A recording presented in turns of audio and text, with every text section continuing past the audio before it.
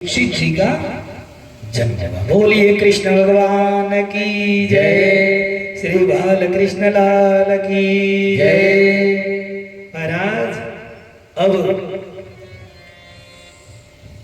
पांडवों ने परीक्षित जी को राजा बना करके यही ना कथा हुआ था। चले गए स्वर्गारोहण के लिए महाराज, और इधर परीक्षित जी भले भांति प्रजा की देख रेख करते हुए महाराज क्रमशः 3 अश्वमेध यज्ञ किए, और 3 अश्वमेध यज्ञ किए। यज्ञ करने के बाद एक दिन संयोग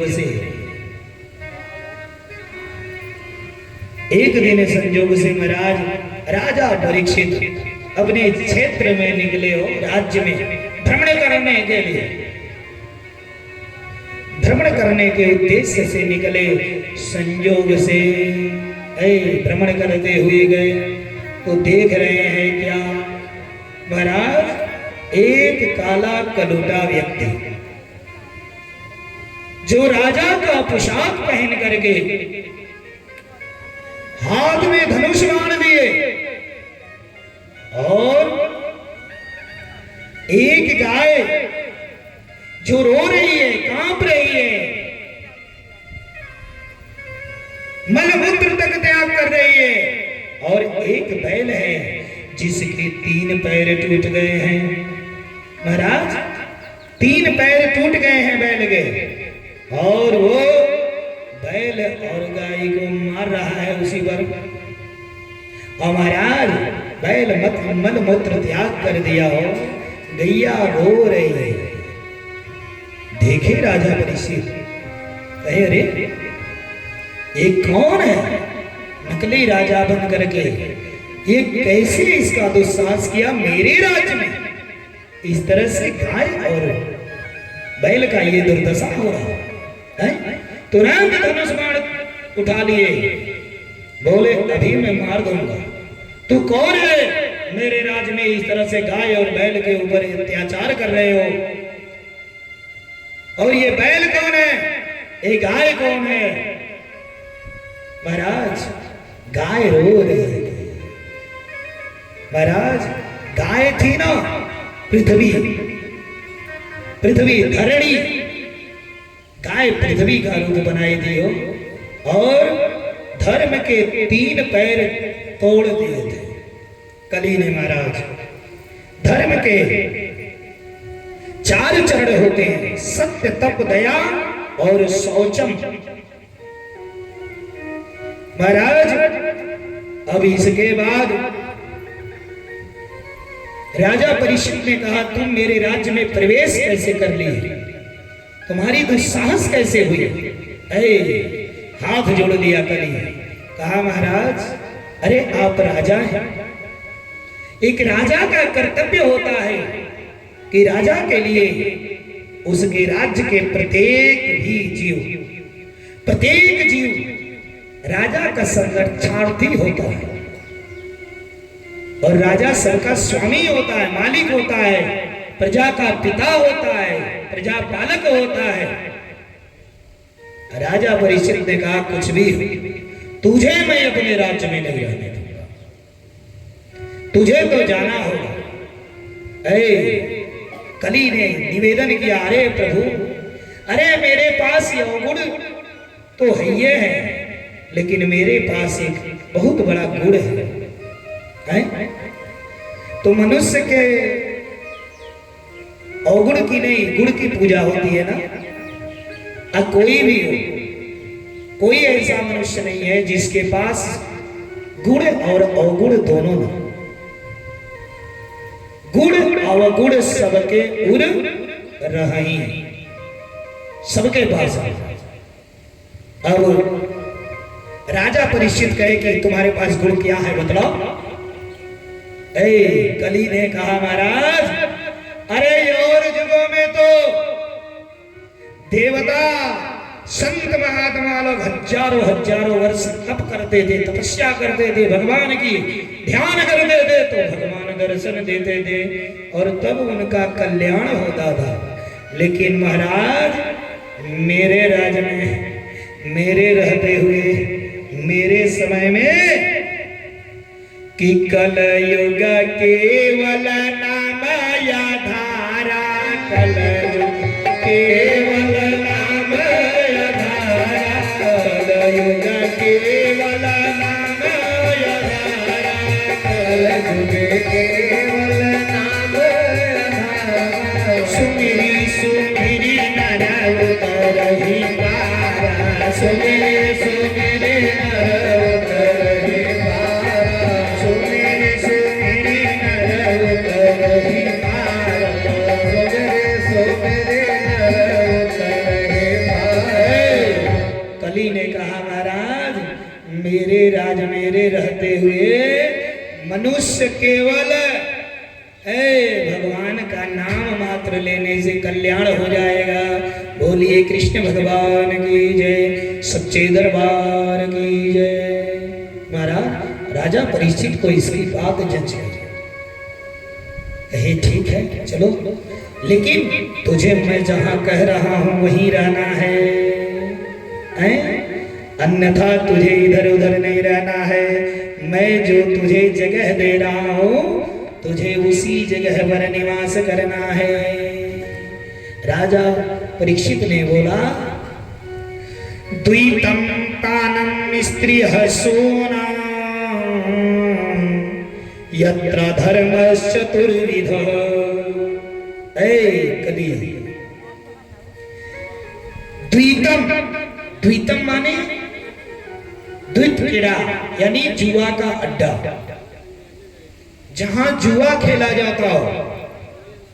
पानम यानी मदिरा, मदिरालय, जहां मदिरा पान किया जा रहा हो। दूसरा यह स्थान जैसे शराब गद्दी पर जाके बैठ जाओ,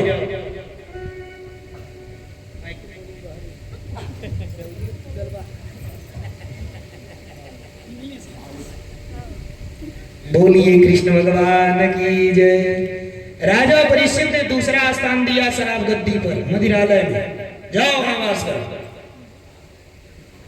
महाराज। और तीसरा यह स्थान दिया स्त्री हो, यानी गड़िकालय में जहां व्यभिचारी स्त्रियां रहती ऐसे जगह पर गड़िकालय, वहां स्थान दिया तीसरा। और चौथा स्थान राजा परीक्षित ने दिया सुना, सुना अर्थात वधशाला, जहां वध होता हो, वधशाला जो भक्षण लोग कर रहे हैं ना, जहां मुर्गा मछली इत्यादि का नहीं होता है। बोलिए कृष्ण भगवान की जय। चौथा यह स्थान दिया कि वधशाला में जहां वध किया जा रहा हो, हिंसा हो रहा हो, जीव हत्या, ऐसे जगह पे 4 स्थान दे दिया।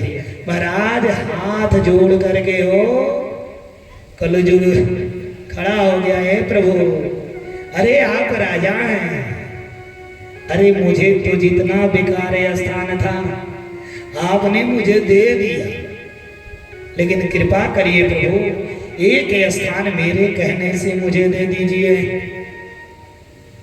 राजा परीक्षित ने कहा बताओ।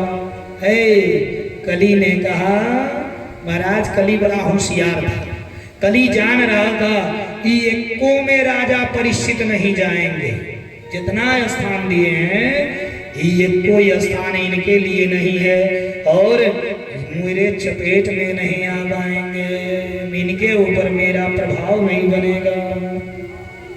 महाराज अब राजा परीक्षित से कहा कि मुझे सोने में वास दे दीजिए। कली के कहने पर राजा परीक्षित ने कहा है कली सोने में तो भगवान विष्णु का वास होता, सोना में भगवान विष्णु का वास होता है, तो तुम कैसे रहोगे? लेकिन ठीक है, जिस सोना को किसी का बेईमानी किया हो, किसी का लूट कर लाया गया हो, किसी का धोखाधड़ी से लिया गया हो, किसी का चुराया सोना हो, किसी का छीन लिया गया हो, किसी का गला घोट करके उस पैसे से सोना लाया गया हो, तो पाप से कमाए सोने में तू जाकर के वास कर लेना। बाकी सोना में भगवान विष्णु वास करते हैं, वहां तेरा ठिकाना नहीं लगेगा। बोलिए कृष्ण भगवान की जय। बरा ये 4 स्थान दिए उसको, अब 5वां स्वर्ण पाप के कमाए हुए सोने। महाराज जिस घर में मदिरा का पान होता है, जिस घर में मदिरा का पान होता है, बतला दीजिए क्या उस घर में कलह नहीं रहता है? हो कलयुग का स्थान वहां रहता है। कलयुग कलह प्रिय हो, कलयुग को कलह प्रिय है। और इतना ही नहीं महाराज, मदिरालय हो गया ना, और जुआ का अड्डा। कोई ऐसा जुआ का अड्डा बताइए जहां जुआ में झगड़ा ना हुआ हो, जुआ में बेईमानी ना होता हो। बिना बेईमानी के जुआ हो ही नहीं सकता। दूध कीड़ा। और महाराज गणिकालय, जहां भी अभिचारी स्त्रियां गमन करती हैं, वास करती हैं, ऐसे स्थान पे भी महाराज हमेशा विवाद का ही माहौल रहता है। कली वहां वास करता है और हमेशा विवाद करवाता है। और चौथे नंबर पर है वधशाला। जिस घर में ये जीव जंतुओं को मार करके भक्षण किया जाता है ना, उस घर में पक्का कलह रहता है और वहां से लक्ष्मी धीरे धीरे खसकने लगती है। बोलिए कृष्ण भगवान की जय। सबकी मति भरभष्ट हो जाती है। जैसा खाए अन्न वैसा हो मन। अन्न का बहुत बड़ा महत्व होता है, भोजन का बहुत बड़ा महत्व है। जिस प्रकार का भोजन आप करेंगे उसी अनुसार आपकी चित्तवृत्ति बनेगी। इसलिए सुंदर भोजन किया जाता है। इसीलिए विशेष करके पूजा पाठ के समय बतलाया जाता है ना कि ये लहसुन प्याज का प्रयोग घर में नहीं होना चाहिए, गरिष्ठ भोजन नहीं बनना चाहिए। मीठे मीठे भोजन को खाइए ताकि वाणी भी मीठा हो। महाराज कली इन 5 स्थान पे वास कर लिया। अब इसके बाद ही मौका खोज रहा था, कब राजा परीक्षित को मैं पाऊं और अपने जाल में फंसाऊं। बोलिए कृष्ण भगवान की जय। महाराज ये कलयुग के न, कलयुग का बहुत बड़ा खेला है। एक छोटा सा मैं कथा बाहर से बतला रहा हूं, भगवत जी से नहीं। एक पंडित जी थे, ठीक है, एक पंडित जी थे, वो भागवत कहने जा रहे थे। महाराज उस समय कलयुग बाबा के सामने रास्ते में घेर लिया। कहा महाराज कहाँ जा रहे हैं? बाबा ने कहा मैं भागवत करने जा रहा हूं। कलयुग ने कहा बाबा भागवत करने तो जा रहे हैं, लेकिन एक चीज ध्यान दीजिए, अरे थोड़ा मेरा वाली भी कर दीजिएगा, थोड़ा मेरा वाली भी कर दीजिएगा। बाबा कहेगी ई कतई नहीं होगा। तो कहा महाराज अगर मेरा वाली करेंगे तो खूब कमाऊंगा, इतने नहीं बड़ा सम्मान मिलेगा। अगर मेरा नहीं हुआ, मेरी वाली नहीं हुई, तो ये जान लीजिएगा महाराज कि आपको कथो नहीं बाचने दूंगा। बोलिए कृष्ण भगवान की जय। बाबा गए। अब महाराज पंडित जी कथा चालू किए। दूसरा दिन का कथा चल रहा था, भीड़ ठकचा हुआ। तब तक कली ने एक मछली बेचने वाले का भेष बना लिया और मछली की टोकरी लेकर के आया उसी जगह। कथा चल रही थी, कली बोल रहा ए बाबा। अब बाबा माइक बंद। महाराज पब्लिक सब ताकने लगी। कहा कि अरे आप परसों आए थे दुकान पर और मछली ले गए, पैसा नहीं दिया। आप कहे मैं पहुंचा दूंगा और आप यहाँ चले आए। और मैं इधर से जा रहा था, मेरा निगाह पड़ गया। महाराज अरे पैसवा दे दीजिए। पब्लिक ने बाबा को मंच से उतार करके खदेड़ दिया। बाबा निराश होकर के जा रहे थे, रहिए में मिल गया। कहा महाराज अरे मैं कहाँ हूं ना, मेरा वाली थोड़ा कर दीजिएगा। अगर कर दिए होते तो मार कमा के आए होते टाली भर के। लेकिन इतनी सा मेरी वाली नहीं की, अब्बो से मान जाइए। बाबा कहे नहीं। महाराज बाबा घर गए निराश होकर के। संजोग से अगले महीने में फिर कहीं कथा लगा था। बाबा वहां कथा के लिए जाने लगे। रास्ते में कली आ गया फिर, पंडित जी अरे अब भी कह रहा हूं एक अथवा में तो हमार वाली कर दीजिएगा हो। अगर हमार वाली कर दिए ना तो महाराज पक्का बतलाई देता कि आपको मैं अब की राजा बना दूंगा। बाबा कहे बेटा ये होइए नहीं सकता, ये होइए नहीं सकता। तो कहा तब भगवतियों नहीं हो सकता। बाबा महाराज गए, कथा कह रहे हैं, भीड़ लगी है। तब तक एक बाजारू औरत बन करके हो, बाजारू औरत बन करके पहुंच गया कली। बाबा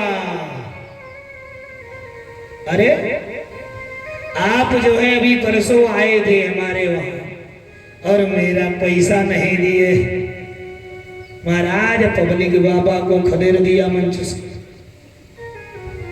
कि बाबा तो बड़ी बेकार है, चरित्रहीन बाबा है। ऐसा कह करके पब्लिक ने हटा दिया। बाबा निराश होकर के जा रहे थे, रैया में फिर आ गया। कहा महाराज मैंने कहा था हमारी वाली थोड़ा करिए, आप करके तो देखिए। बाबा ने कहा करते ही नहीं।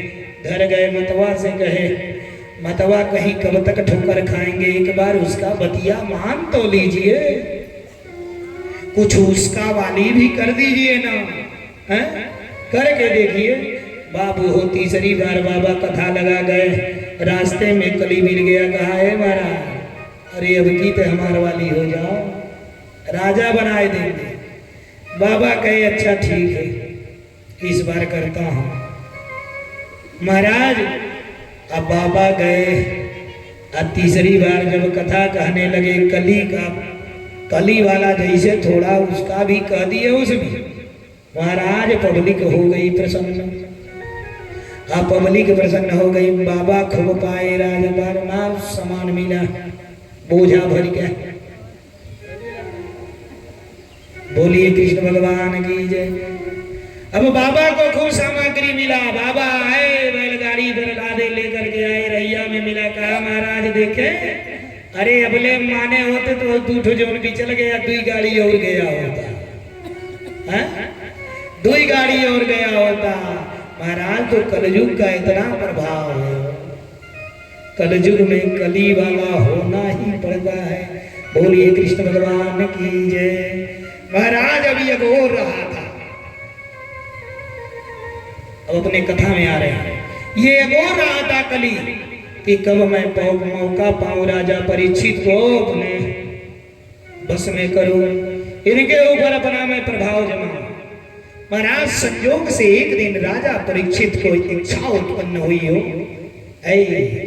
जब मनुष्य का क्या कहते हैं, जब विनाश काले विपरीत बुद्धि है। महाराज राजा परीक्षित कभी शिकार नहीं खेलते थे। संजोग से उस दिन मन में विचार उत्पन्न हुआ कि आज मैं जंगल में शिकार खेलूंगा। और शिकार खेलने की इच्छा से राजा परीक्षित अपने घर बहुत पुरानी रखी हुई मुकुट, जिसको उनके बाबा भीम ने जरासंध को मार करके छीन करके लाया था। तो मार के छीन के दूसरे राजा के मुकुट लाने के मतलब ईमानदारी हुआ, ईमानदारी नहीं ना, वो तो हड़पा हुआ हो गया। हड़पा यानी बेईमानी का। आई झारी पोछी के उसी मुकुट को राजा परीक्षित लगा लिए। वो मुकुटवा सोना का था हो। अब असी कहे ही थे बेईमानी के सोना में तो वास करना, बस चप दे कली जाके उसी में वास कर लिया, चढ़ गया सर पे। अब जब सर पर चढ़ा अब इनका मती घूम गया। महाराज जंगल में गए, तमाम निरीह पशुओं को लगे मारना, मारते मारते सुदूर चले गए महाराज। और जब दूर निकल गए राजा परीक्षित को बहुत प्यास लगी। माई बाप जब प्यास लगी, अत्यंत प्यास से बेचैन हुए राजा परीक्षित, घूमते घूमते महाराज कौशिकी नदी के तट पर शमीक मुनि का आश्रम था। कौशिकी नदी के तट पर महाराज वहां घूमते घूमते जल की इच्छा से पहुंच गए। और पहुंचने के बाद शमीक मुनि महाराज ध्यानावस्थित थे, ध्यान में लगे हुए थे। इन्हें अत्यंत प्यास लगी थी। ये कई बार जल के लिए इच्छा उत्पन्न किए, बोले मुझे जल पिलाइए ऋषिवर, मुझे अत्यंत प्यास लगी है।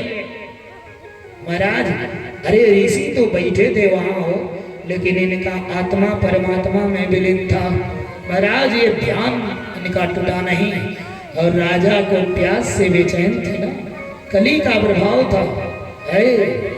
यारे सीधे वही बगल में मरा हुआ सर्प था। उस सर्प को राजा परीक्षित ने उठाया अपने तीर की नोक पर और उठा करके शमीक मुनि के गले में उस सर्प को डाल दिया। और सर्प को डाल करके अपनी राजधानी को लौटाया।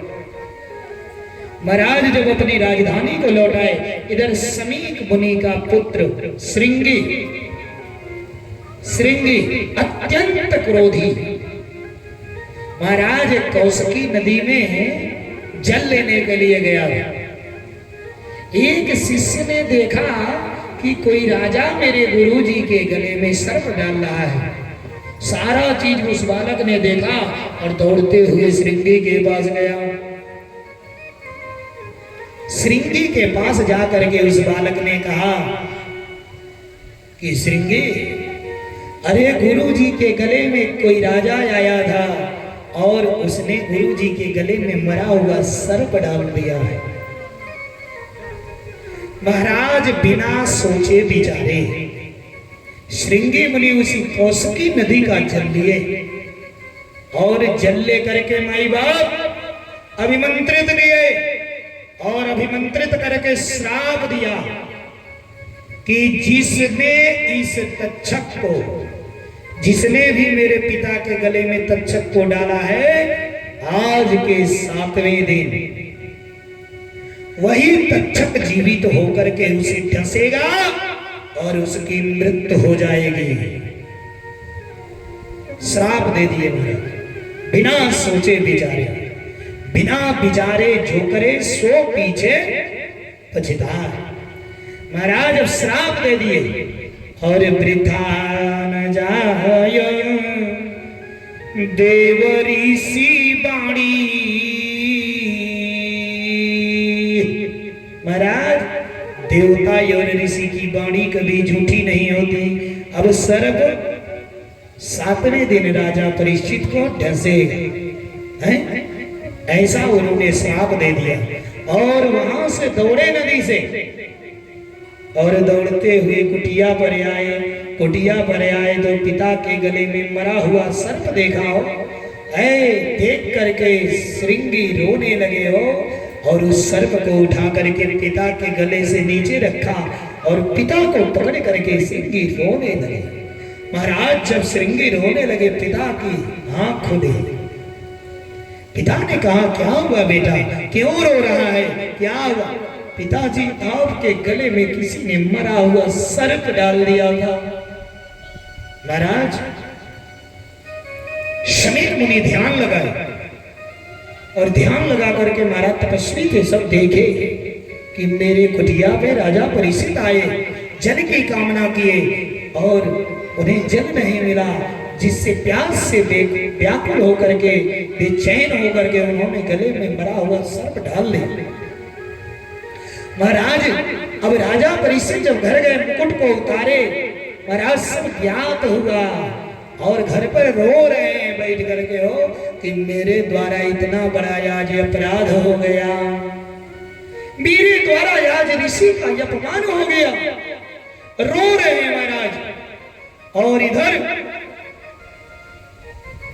ध्यान टूटते ही समीक मुनि का बेटा, अरे तूने साफ तो नहीं दिया ना? श्रृंगी ने कहा पिताजी मैंने तो श्राप दे दिया कि आज के 7वें दिन वही तक्षक जीवित होगा और उस राजा को डसेगा और राजा मर जाएगा। समीक मुनि कहने लगे बेटा अरे तूने बहुत बड़ा गलती कर दिया। जिस राज्य में राजा ना हो वह राज्य अनाथ हो जाता है। बिना राजा के राज्य नहीं चलता है पुत्र। वह हमारे राजा हैं, उनकी कोई गलती नहीं। वो मेरे कुटिया पर आए, जल का आग्रह किए, प्यास से बेचैन थे, हमने जल नहीं दे पाया, सो उन्होंने गले में मरा सर्प डाल दिया। कोई बात नहीं है, लेकिन तूने बड़ा भारी गलती कर दिया बेटा, ऐसा नहीं होना चाहिए। राजा प्रजा का पालन करता होता, पिता होता, और तूने बहुत बड़ी गलती कर दिया बेटा। तुरंत एक पत्र लिखवाए समीक मुनि, एक शिष्य को दौड़ाए बेटा ये ले जाकर के राजा परीक्षित को दे दो। महाराज उस पत्र को लेकर के दूत जमीन का शिष्य पहुंचा राजा परीक्षित के बाद। राजा परीक्षित महल में बैठ करके रो रहे थे और जैसे पत्र पाए, पत्र पाते ही राजा परीक्षित महाराज रो रहे हैं, कहे वाह वाह गुरुदेव वाह, अरे किसी को एक पल की भी गारंटी नहीं है। किसी का एक पल की गारंटी है कि एक पल में अभी क्या हो जाएगा, किसी को है पता? एक पल में बोल रहे हैं, एक ही पल में अभी बंद हो जाएगा, किसी को है पता? नहीं। लेकिन ऋषि ने मेरे पर कृपा कर दिया, मुझे तो ऐसा श्राप देना चाहिए कि मैं तत्क्षण नष्ट हो जाऊं, लेकिन मेरे पर बहुत बड़ी कृपा कर दिए हो है? कि मुझे 7 दिन का गारंटी दे दिए। इस 7 दिन के भीतर मौत मेरा कुछ नहीं कर पाएगी। ये मेरे पर बहुत बड़ी कृपा हो गई। महाराज अब राजा परीक्षित महाराज अपने पुत्र जनमेजय को राजा बना दिए और राजा बना करके महाराज तुरंत अपना राज्य छोड़ दिए। और महाराज राज्य छोड़ने के बाद पहुंच गए कहां? सुकताल में, सरस्वती नदी के तट पर सुकताल में पहुंच गए। और महाराज सरस्वती नदी के किनारे बैठ करके सुकताल में इन्होंने अनशन व्रत कर लिया, अन्न जल का त्याग कर दिया कि मैं यही 7 दिन बैठ करके यही अपने प्राण को त्याग, अनशन व्रत कर लिया। महाराज जा रहे, आइए। अब महाराज अनशन व्रत कर लिए। अब इधर हाहाकार मच गया चारों तरफ प्रजा में। अरे राजा परीक्षित अनशन व्रत कर लिए, आज के 7वें दिन मुझे सर्प काटेगा, वो मर जाएंगे। अरे महाराज दूर दूर से एक से बड़े बड़े विद्वान, एक से बड़े बड़े लोग जुटने लगे, ऋषि महर्षि सब अपने सब बैठ करके राजा परीक्षित के पास अपनी अपनी जुगती कथा पुराण लगे सुनाने। लोगों राजा परीक्षित ने सबसे पूछा कि 7 दिन में मरने वाले को क्या करना चाहिए, जिसकी मौत 7 दिन में निर्धारित हो ऐसे व्यक्ति को क्या करना चाहिए। सब ऋषियों से पूछते फिर रहे। महाराज सबका मौत 7 ही दिन में होना है? सब तो 7 दिन में ही ना मरेंगे हैं? 8वां दिन तो होता नहीं है, 7 दिन होता है हफ्ता में हैं? महाराज अब सभी लोग घेर करके राजा परीक्षित को बैठे हैं, सब अपना अपना निर्णय सुना रहे हैं। और महाराज तभी क्या हुआ कि उत्तर दिशा से एक चमकता हुआ चमकता हुआ दिव्य कांति झलकता हुआ चेहरे पर सूर्य की समान तेज चमकती हुई प्रकाश किरण के साथ नंद धड़ंग महाराज युवा अवस्था 12 वर्ष की उम्र हमारे सुखदेव जी का आगमन हुआ। और सुखदेव जी का जैसे ही आगमन हुआ सभी लोग आश्चर्यचकित हो गए कि लग रहा है कि साक्षात सूर्य नारायण आ रहे हैं। आने के बाद सबने सब ऋषि सारे ऋषि वहां उपस्थित थे महाराज, सबने खड़ा होकर के आदर से बड़े बड़े महात्मा थे, सब आदर के साथ सर्वोच्च आसन पर सबसे ऊंचे आसन पर सुखदेव जी को बैठाए महाराज। और बैठाने के बाद सभी ने राजा परीक्षित सहित सभी ऋषियों ने सुखदेव जी का पूजा किया। राजा परीक्षित ने सुखदेव जी का पाद प्रक्षालन किए, पैर को धोए, पूजन किए महाराज। गुरुदेव आपकी जय होवे, गुरुदेव आपकी जय हो, गुरुदेव आपकी जय होवे, गुरुदेव आपकी जय होवे, गुरुदेव आपकी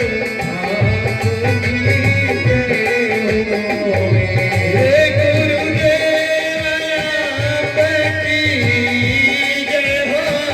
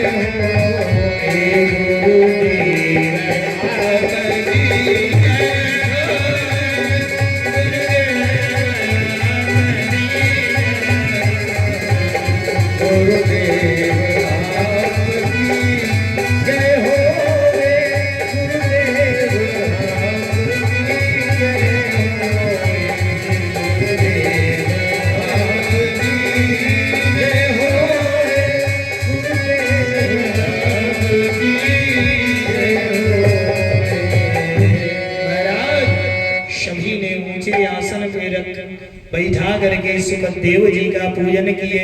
महाराज अरे कोई बल में बड़ा होता है, कोई धन में बड़ा होता है, कोई पद में बड़ा होता है, लेकिन महाराज सबसे बड़ा वो होता है जो ज्ञान में बड़ा होता है। बोलिए कृष्ण भगवान की जय। आयुर्विद्या बलम विद्या धन विद्या गदैव च। महाराज सब किसी ना किसी चीज में लोग बड़े होते हैं, लेकिन ज्ञान में जो सबसे बड़ा होता है, जो वो सबसे बड़ा होता है, जो ज्ञान में बड़ा होता है। इसलिए महाराज बड़े बड़े ऋषि मुनि थे, लेकिन सुखदेव जी महाराज सबसे बड़े ज्ञानी थे महाराज।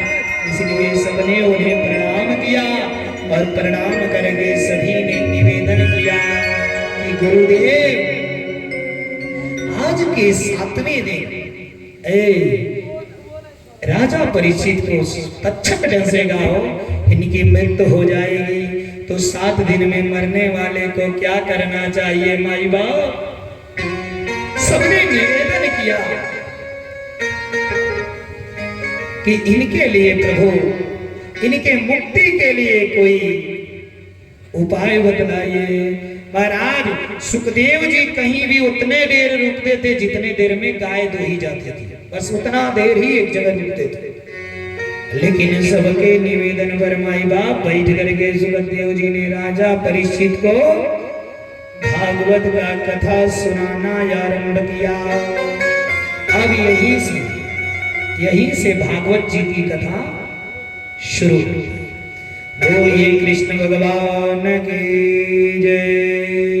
महाराज सुखदेव जी बैठ कर गए, राजा परीक्षित के मुक्ति के लिए भागवत जी क्या कथा आरंभ किए। सर्वप्रथम सुखदेव जी ने राजा परीक्षित से बतलाया, राजन विभिन्न कामनाओं के लिए विभिन्न देवताओं की पूजा की जाती है। विभिन्न कामनाओं हेतु विभिन्न देवताओं की पूजा की जाती है, उपासना किया जाता है। जैसे कि अगर ब्रह्म तेज की कामना रखने वाला, शरीर के अंदर ब्रह्म तेज की उत्पत्ति हो, ऐसे मनुष्य गुरु बृहस्पति की पूजा करें। ऐसे व्यक्ति को गुरु बृहस्पति की पूजा करनी चाहिए।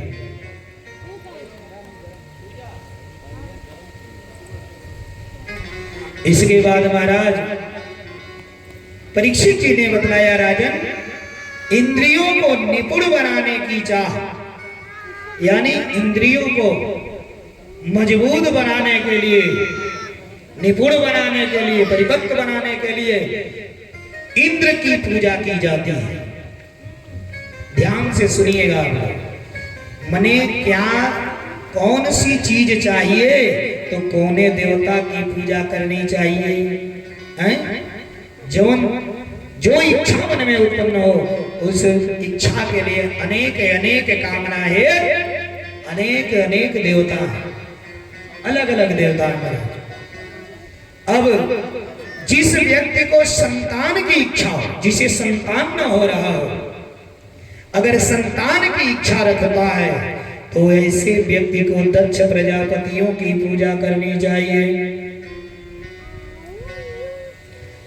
और महाराज जो श्री और सौंदर्य, यानी धन और सौंदर्य संपत्ति चाहता है, ऐसे व्यक्ति को देवी दुर्गा की उपासना करनी चाहिए। जो व्यक्ति तेज की कामना चाहता, शरीर में तेज चमकता रहे, शरीर पर कांति हो, ऐसे व्यक्ति को सूर्य की उपासना करनी चाहिए। सूर्य की उपासना करने से तेज की उत्पत्ति होती है। केवल धन चाहने वाला लोभी व्यक्ति जिसको केवल धन ही चाहिए, ऐसे व्यक्ति को अष्टवसुओं की पूजा करनी चाहिए।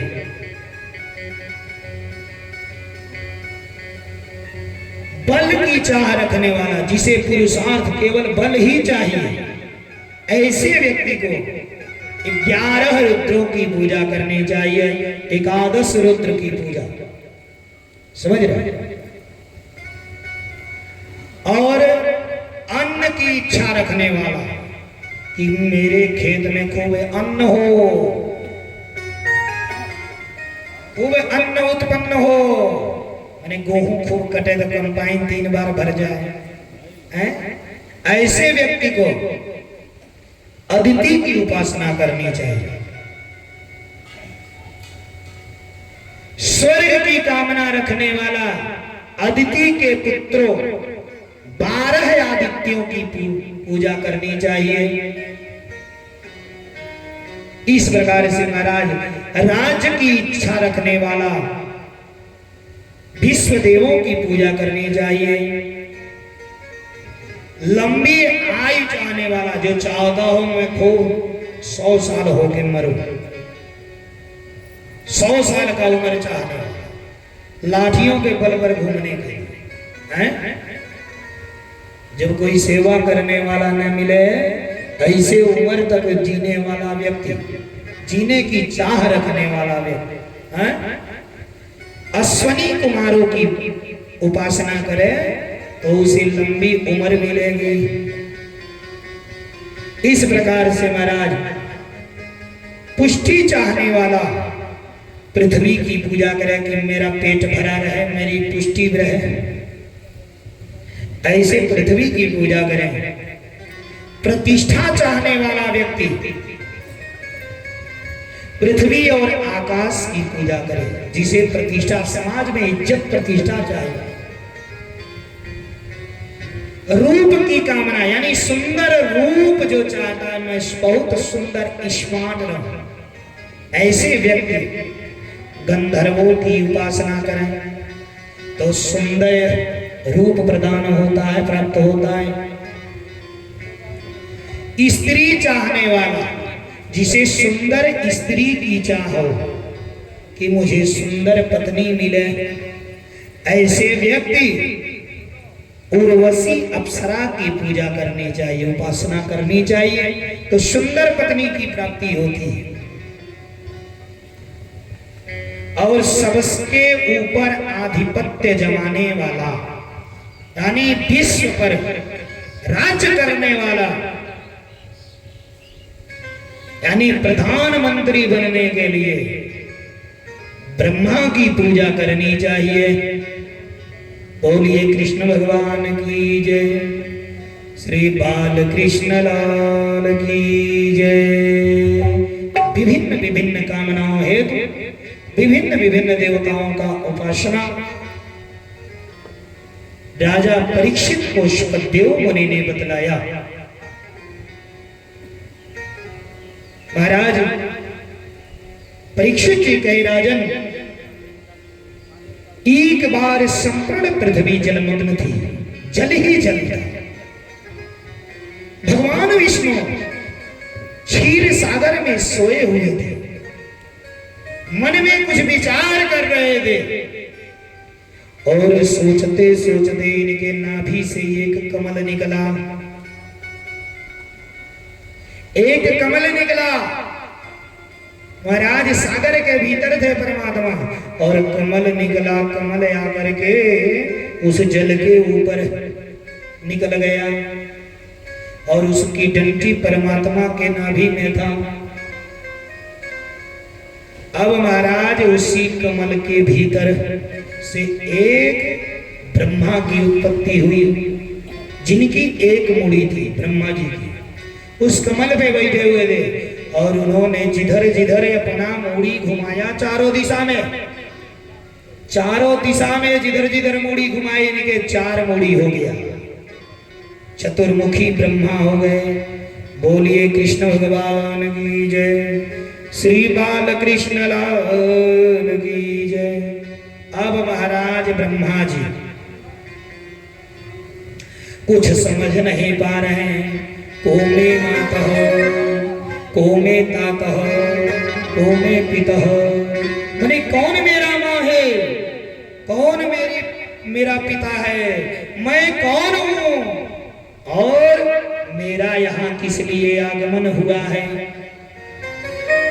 कुछ पता नहीं है ब्रह्मा जी को। सोच रहे महाराज, अभी इनको कुछ समझ में नहीं आ रहा है, चारों तरफ निगरानी कर रहे हैं। निगरानी करने के बाद इनके मनवा में एक भावना उत्पन्न हुआ कि जिस कमल पर मैं बैठा हूं इसमें छिद्र है, मैं थोड़ा पता लगाऊं कि ये इसका जड़ कहाँ है, मूल कहाँ है, कहां से मेरा उत्पत्ति हुआ है। अब महाराज उसी कमल के नाल में ब्रह्मा जी प्रविष्ट हो गए और कमल के नाल में प्रविष्ट होकर के माई बाप 1000 वर्ष 1000 वर्ष ब्रह्मा जी वही कमल के नाल में घूमते रहे, लेकिन पता नहीं लगा पाए कि इसका मूल कहाँ है। अब फिर 1000 वर्ष ऊपर आए, निकल गए। आज आप करके फेरो वही कमल के पत्ते पर बैठ गए, फूल पर। अब बैठ करके सोच रहे हैं कि इतना दिन बीत गया, मुझे पता नहीं मैं कौन हूं, मैं किस लिए यहाँ आया हूं, मेरी किस लिए उत्पत्ति हुई है, कौन मेरा माता, कौन मेरा पिता। ब्रह्मा जी विचार कर रहे हैं महाराज। तब तक हवा चला और जल का लहर चलने लगा, उसी में इस कमल का पत्ता उसी जल पर गिरा। तब इसकी आवाज हुई जल पर। जल पे पत्ता गिरेगा, पट पर आवाज होगा ना, ऐसे ही आवाज हुआ। तब ब्रह्मा जी को लगा कि यह तप करने को कह रहा है, इसका इशारा है तप करना। अब ब्रह्मा जी तुरंत महाराज ध्यान लगाए और 100 वर्ष तक ब्रह्मा जी 100 वर्ष तक तपस्या की। अब देवता के एक दिन, आप मनुष्य के 1 साल, ध्यान दीजिए इधर, देवता का 1 दिन और मनुष्य का 1 साल बराबर होता है। तो ब्रह्मा जी देवता के दिन से 100 वर्ष तप करने लगे। अब मनई के कितना दिन हुआ गुणा करके बताइए, बताइए, बोलिए। मनई के 1 वर्ष मनुष्य का और देवता का 1 दिन बराबर, और देवता अपना 100 वर्ष तपस्या कर रहे हैं। बताइए कितना होगा, पूरा करके बताइए।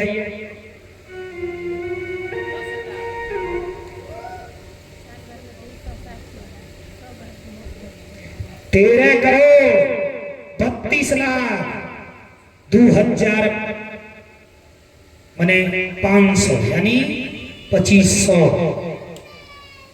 समझ रहे हैं, 2500 दिन यानी 13 करोड़ 32 लाख 2500 दिन यानी 2500 दिन। इतना दिन ब्रह्मा जी मनुष्य के गणना से तपस्या करने लगे। बोलिए कृष्ण भगवान की जय। इतना दिन तपस्या किए और तपस्या करने के बाद नारायण ने इन्हें दर्शन दिया है, और दर्शन दे करके कहे कि ब्रह्मा तो सृष्टि का रचना करो, सृष्टि का निर्माण करो। महाराज कह करके चले गए। बोलिए बाल कृष्ण लाल की जय। अब सर्वप्रथम ब्रह्मा जी तम रूप अविद्या उत्पन्न किए। 5 जो है ब्रह्मा जी ना, पहले 5 वृत्तियां उत्पन्न किए। तम रूप अविद्या, मोह देह में अंधभाव, महामोह भोगेच्छा, तामिस्त्र भोगेच्छा के प्रतिघात से क्रोध की अंधतामिस्त्र, ये 5 जो है मैं ही मरा यह भ्रम, ये अज्ञान की 5 वृत्तियां ब्रह्मा जी ने सर्वप्रथम उत्पन्न की। इसके बाद ब्रह्मा जी ने महाराज दूसरी उत्पत्ति में 4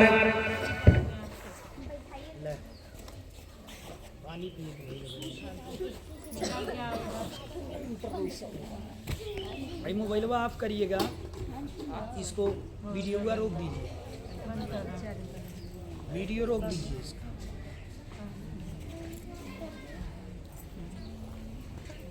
देखिए हमारे बेचारे बड़े सुचित।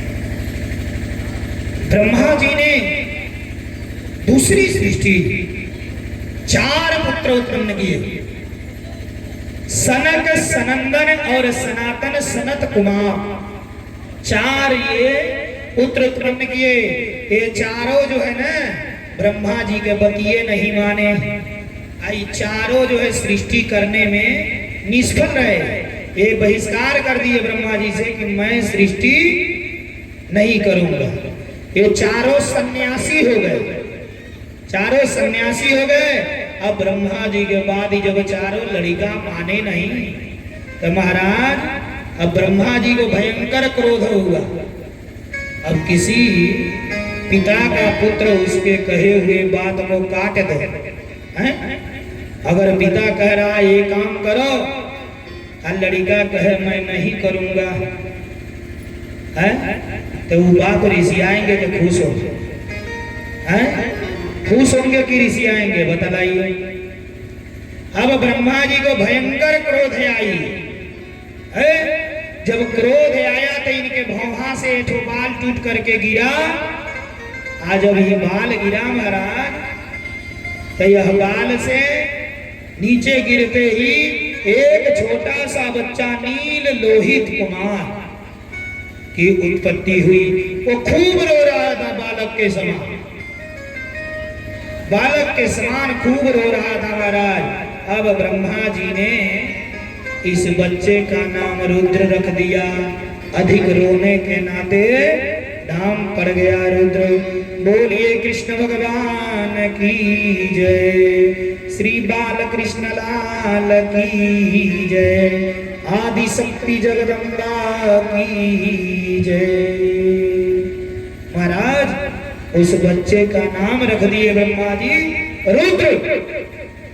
और इसके बाद इस बच्चे को आदेश दिए, वो बच्चा बड़ा हो गया। देखते देखते जब बड़ा हुआ तो ब्रह्मा जी ने कहा हे रुद्र, धी, वृत्ति, उष्णा, उमा, न्यूत, सर्पी, इला, अंबिका, इरावती, सुधा और दीक्षा ये तुम्हारी रुद्राणियां स्त्रियां हैं। ये 10 स्त्री हैं तुम्हारी। और तू लोग जाकर के सृष्टि का रचना करो, सृष्टि का निर्माण करो। महाराज अभी रुद्र महाराज गए और लगे सृष्टि बनाने, उल्टा सीधा गोजर भिक्षी भालू इत्यादि क्या क्या टेढ़ा मेढ़ा बनाए और अपनिये बनाते थे, अपनिये भक्षण कर जाते थे, अपनिये बना के अपनिये खा जाते थे। अब महाराज ब्रह्मा जी सोचे ही तो और बड़ा संकट हो जाएगा, इसी सृष्टि बना के होगा क्या? ये तो महा परेशानी का घर हो जाएगा, समस्या का कारण। ब्रह्मा जी ने तुरंत रोक दिया, कहा रुद्र इधर आओ, तू अपनी सृष्टि बंद कर, सब समेत अपनी सृष्टि बंद कर, तुझे सृष्टि करने की आवश्यकता नहीं है। महाराज वह नील लोहित रुद्र ब्रह्मा जी के परिक्रमा किए। अब ब्रह्मा जी के परिक्रमा करके वन में तपस्या करने के लिए चले गए। बोलिए रुद्र भगवान की जय। इसके बाद महाराज ब्रह्मा जी ने 10 पुत्र उत्पन्न किए। 10 पुत्र, मरीचि, अत्रि, पुलस्य, पुलह, क्रतु, भृगु, वशिष्ठ, दक्ष और 10वां नारद जी को उत्पन्न किए ब्रह्मा जी ने। महाराज ब्रह्मा जी ने अपनी गोद से नारद जी को उत्पन्न किए, गोदी में से। अंगूठे से दक्ष को उत्पन्न किए, प्राण से वशिष्ठ को उत्पन्न किए, चमड़े से भृगु को उत्पन्न किए, हाथ से क्रतु को उत्पन्न किए, नाभि से पुलह को, कानों से पुलस्य को, मुख से अंगिरा को, आंखों से अत्रि को और मन से मरीचि को उत्पन्न किए। ये ब्रह्मा जी के 10 पुत्र हैं। और फिर दाहिने स्तंभ से स्वयं नारायण जिससे प्राप्त होते हैं ऐसे धर्म को उत्पन्न किए ब्रह्मा जी। और अपने पीठ से, ब्रह्मा जी के पीठ से अधर्म उत्पन्न हुआ। धर्म अधर्म, ठीक है ना, मने सीने से धर्म उत्पन्न हुआ, पीठ से अधर्म उत्पन्न हुआ। बोलिए कृष्ण भगवान की जय। अब ब्रह्मा जी अपने हृदय काम से, भौहों से, हृदय से काम को उत्पन्न किए, काम, भौहों से क्रोध उत्पन्न किए, नीचे के ओठ से लोभ उत्पन्न किए, मुख से वाणी यानी सरस्वती को उत्पन्न किए। और महाराज सरस्वती इतनी सुंदर थी ना कि ब्रह्मा जी सरस्वती को देख करके मोहित हो गए। और इनके 10 पुत्रों ने ब्रह्मा जी को बड़ा लज्जित किया, समझाया, और ब्रह्मा जी लज्जित हो गए महाराज। इस प्रकार से जब लज्जित हुए, लज्जित होने के बाद ब्रह्मा जी ने अपना शरीर ये छोड़ दिया, इनका शरीर फटा और ओस बन के उड़ गया। जो कोहरा नहीं पड़ता है, कोहरा, कि ब्रह्मा जी का छोड़ा हुआ शरीर है। और लज्जा के मारे शरीर छोड़ दिए और इनके शरीर से एक स्त्री पुरुष का जोड़ा निकला। बाएं अंग से स्त्री, दाहिने अंग से पुरुष। मनु और शतरूपा,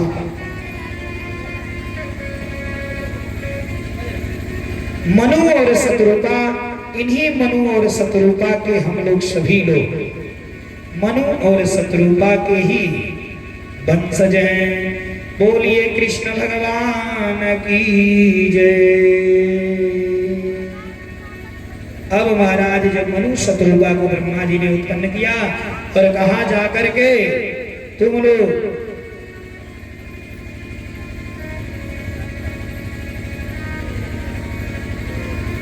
सृष्टि का रचना, मैथुन क्रिया के द्वारा सृष्टि का रचना आरंभ करो। महाराज मनु शतरूपा कहे कि प्रभु अरे सृष्टि का रचना तो होगा ही, लेकिन सृष्टि का रचना करके हम लोग रखेंगे कहाँ? काहे कि सारा जल जल है, पृथ्वी तो है नहीं। आज जब पृथ्वी है नहीं तो ये सारी उत्पत्ति हम लोग कहाँ रखेंगे? महाराज इसके बाद ब्रह्मा जी के नाक से कलवलाहट हुई, नाक में, और जब कलवलाहट हुई एक नाक से बाल टूट करके गिरा और छोटा सा एक सुअर का बच्चा, सुअर बाराह की उत्पत्ति हुई। और देखते देखते वो बाराह इतना बड़ा हो गया, भयंकर, भूमि से लेकर के आकाश की तरफ गर्जना के साथ जब गरजे महाराज सारा जल उथल पुथल होने लगा। और वह ब्रह्मा जी से पुनः हाथ जोड़ करके पूछने लगा कि महाराज बतलाइए, बोलिए बारह भगवान की जय। ये बारह भगवान भगवान के उतार दे। महाराज ब्रह्मा जी ने आदेश दिया कि पृथ्वी को हिरण्याक्ष नाम के दैत्य ने, हिरण्याक्ष नाम के दैत्य ने ले जाकर के पृथ्वी को समुद्र में छिपा दिया है। और जब तक पृथ्वी नहीं आएगी तो ये सारा सृष्टि किया हुआ रखा कहां जाएगा? महाराज इसके बाद तुरंत उस बाराह ने उस जल में छलांग लगा दिया, समुद्र में। आज जब जल में छलांग लगाए माई बाप तो गए कहां? समुद्र के भीतर, जहां उस हिरण्याक्ष ने पृथ्वी को छिपा रखा था, ले जा करके। अब जाने के बाद ये पृथ्वी को लेकर के अपने शुक्र का जो दांत था ना, उसी दंत पर रख करके लेकर के चल दिए। आज जब चल दिए पीछे से हिरण्याक्ष आ गया। आज जब हिरण्याक्ष आया तो बोल रहा है कि चोर के भांति कौन है पृथ्वी को चुरा करके लेकर के जा रहा है? पृथ्वी को लेकर के भागने वाले तुम कौन हो? चोर चक्का लगा कहने। भगवान ने कहा अगर मैं रुक करके इसका जवाब दे रहा हूं तो मेरा कार्य अधूरा हो जाएगा। पहले मैं जिस काम के लिए आया हूं वो काम पूरा कर लूं, फिर मैं इससे सलटूंगा। भगवान ने सीख दिया दुनिया को। हे दुनिया के लोग सुनो, जब कोई भी कार्य आप करने जाते हैं तो उस कार्य के बीच में बाधा आता है, लेकिन पहले नियम ये है अपना काम करिए। आज अब अपना काम कर लीजिए। काम करने के बाद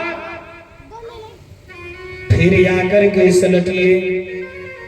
पहले अगर उसमें उलझ जाएंगे तो काम भी रुक जाएगा।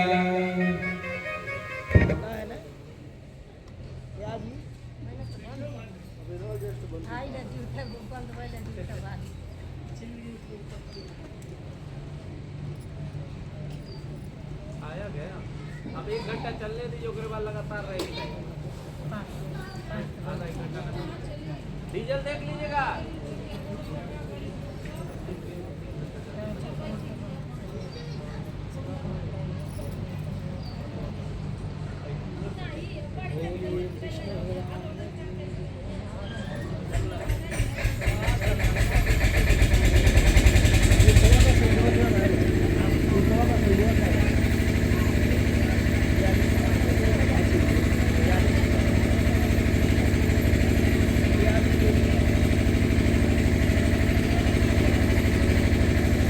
बोलिए कृष्ण भगवान की जय। महाराज मान लीजिए अगर कोई विवाह करने जा रहा है, विवाह होने जा रहा है, रहिए में गाड़ी घोड़ा से किसी से बकझक हो गया। अभी मतलब थोड़ी ना है कि दुल्हा उतरी के मारी करे। पहले भैया विवाह करने दो, विवाह करके आओ और फिर आकर के सलटो। छोड़ो मां, छोड़ना नहीं चाहिए। भगवान ने सीख दिया, छोड़ना नहीं चाहिए। उस समय बहटिया के चले, लेकिन आकर के फिर समझो अपना। नहीं तो भी हवे के पहले में समझ लो तब जाओ। ओ भैया बोलिए कृष्ण भगवान की जय। महाराज इस प्रकार से भगवान पृथ्वी को ला करके शेष कर स्थापित किए। स्थापित करने के बाद परमात्मा पुनः जल में प्रविष्ट हुए और प्रविष्ट होने के बाद माई बाप हिरण्याक्ष से घमासान युद्ध हुआ। युद्ध के दौरान परमात्मा ने हिरण्याक्ष को मार डाला, अंततः मार करके उसका वध कर दिया। जब हिरण्याक्ष का वध हो गया तो हिरण्याक्ष का भाई हिरण्याकश्यप ये भगवान का परम दुश्मन बन गया विष्णु। बोलिए कृष्ण भगवान की जय। ये हिरण्याक्ष और हिरण्याकश्यप जानते हैं कौन थे? ये भगवान के पार्षद थे। वैकुंठ में भगवान के पार्षद थे जय और विजय। और जब सनक सनंदन सनातन और चारों ऋषि, ये ऋषि न बूढ़े होते थे न जवान होते थे, हमेशा एक के बराबर रहते थे। 5 साल के, ये 5 साल के रहते थे चारों भाई, न घोटे न बोढ़े, स्थिर हो गए। महाराज अब ये सब पहुंचे कहां? ये चारों पहुंच गए वैकुंठ में भगवान का दर्शन करने के लिए। ये जय विजय दोनों रोक दिए, कहे कि भगवान शयन कर रहे हैं और मना किए कोई अंदर नहीं आना चाहिए। ऐ चारों बड़ा ऋषिया थे, चारों क्रोधित होकर के श्राप दे दिए कि तू 3 जन्म तक राक्षस हो जाओ। महाराज उसी कारण से ये 3 जन्म तक राक्षस हो गए। पहला जन्म में हिरण्याक्ष और हिरण्याकश्यप, दूसरा जन्म इनके हुआ महाराज रावण और कुंभकर्ण, तीसरा जन्म हुआ शिशुपाल और दंतवक्त्र। एक ऋषि के श्राप के कारण ये लोग 3 जन्म तक राक्षस बने रहे। महाराज इस प्रकार से अब पृथ्वी जब स्थापित हो गई शेष पर, मनु महाराज और शतरूपा ये दोनों लोग मैथुन क्रिया के द्वारा सृष्टि का विस्तार करना आरंभ कर दिए। बोलिए कृष्ण भगवान की जय, आदि शक्ति जगदम्बा की जय। आए एक छोटा सा भजन, तत्पश्चात हनुमान जी महाराज की जैसे कृपा वैसी कथा। करुणा निधान रहुआ जगत के दाता है, करुणा निधान रहुआ जगत के दाता है। श्री भगवान रहुआ जगत के दाता है, श्री भगवान रहुआ जगत के दाता है।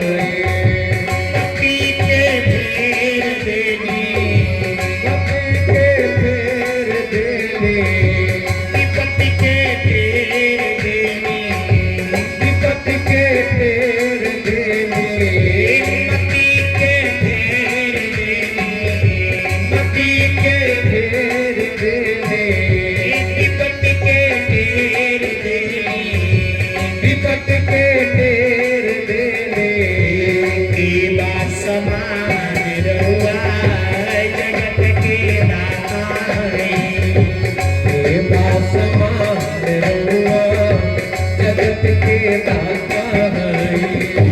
करुणा निधान रहुआ जगत के दाता है, करुणा निधान रहुआ जगत के दाता है।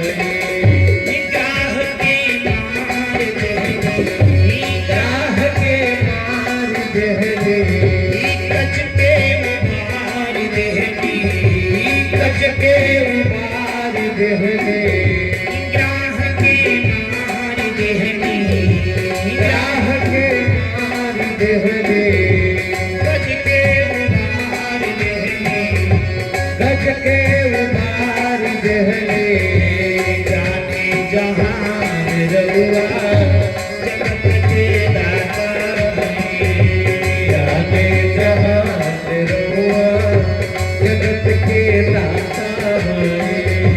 करुणा निधान रहुआ जगत के दाता है, करुणा निधान रहुआ जगत के दाता है।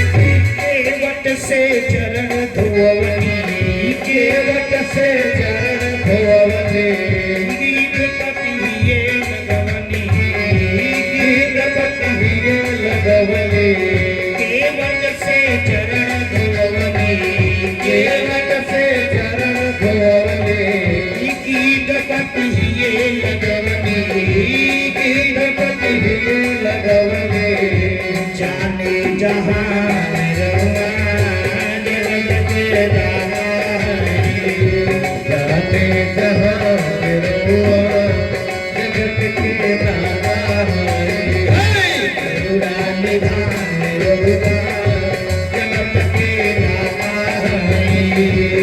करुणा निधान रघुवा जगत के दाता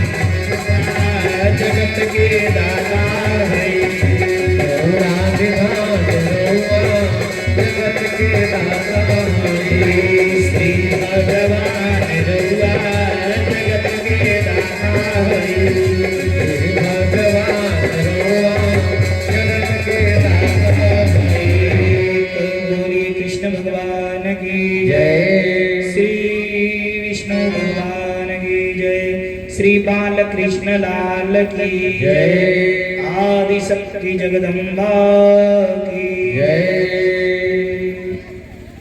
महाराज अब इधर मनु और शत्रुपा के ही हम लोग वंशज हैं। जितने भी मनुष्य हैं ये मनु और शत्रुपा के ही वंशज हैं। इन्हीं के द्वारा सबकी उत्पत्ति हुई है। माई बाप मनु और शत्रुपा लोग ये दोनों सर्वप्रथम 2 पुत्र और 3 पुत्री उत्पन्न किए। पुत्र हुए उत्तानपाद और प्रियव्रत। उत्तानपाद जो अपने कर्म के बल से समाज में अपना पैर ऊपर कर दे, उसे उत्तानवाद कहा जाता है। प्रिय व्रत जो सभी के लिए प्यारा हो, प्रिय हो, सबको लोकप्रिय बना के रखने वाला हो, ऐसे व्यक्ति का नाम प्रियव्रत है। बोलिए कृष्ण भगवान की जय।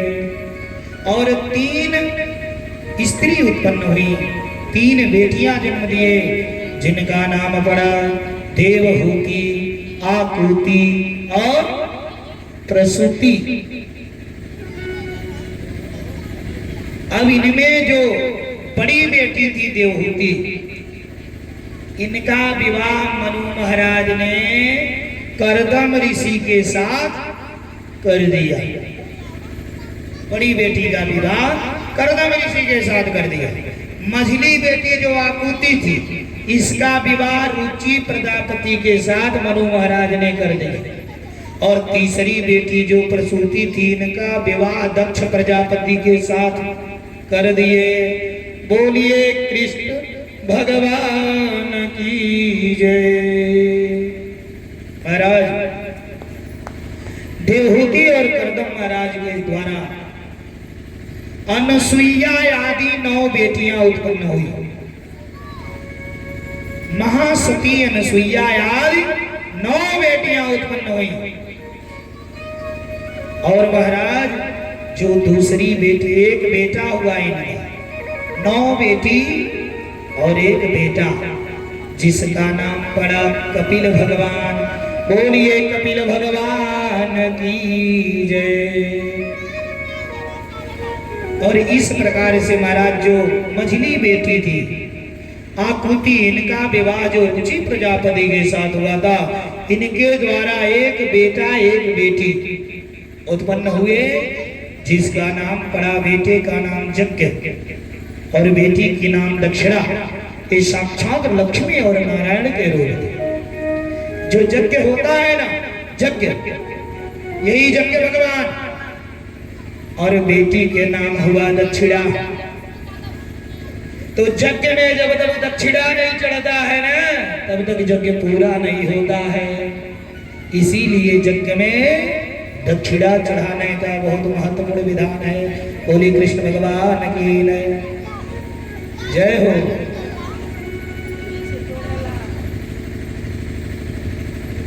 आज जो सबसे छोटी बेटी थी प्रसूति, जिनका विवाह मनु महाराज ने दक्ष प्रजापति के साथ किया था, इनकी सती आदि 16 बेटियां, 16 बेटियां। इन्होंने 13 बेटी का विवाह धर्म के साथ कर दिया, धर्म के साथ। 1 बेटी का विवाह इन्होंने पितरों के साथ कर दिया, और 1 बेटी का विवाह इन्होंने अग्नि को दे दिया, अग्नि के साथ। और जो सबसे छोटी बेटी मैया सती है ना, इनका विवाह इन्होंने कर दिया कहाँ? भोले बाबा के साथ। बोलिए शंकर भगवान की जय। आदि शक्ति जगदम्बा की जय। श्री बाल कृष्ण लाल की जय। सबसे छोटी बेटी जो थी, इनका विवाह हो गया महाराज भोले बाबा से। अब महाराज जो बड़ी बेटी देवहूति थी, इनका जो बेटा था ना, जिनका नाम था कपिल, कपिल भगवान। कपिल भगवान ने माता से मुक्ति का साधन पूछा। बेटा, मुक्ति का साधन क्या है? कपिल भगवान ने कहा, माता, मुक्ति का साधन तेरा मन ही है। मन से ही मोह होता है, कल्याण का साधन अपना मन ही है। मन से ही मोह होता है, मन से ही माया होता है, मन से ही सारी उत्पत्तियां मन से ही होती है। यदि मन को अपने वश में कर लिया जाए तो माता मुक्ति का साधन मिल जाएगा।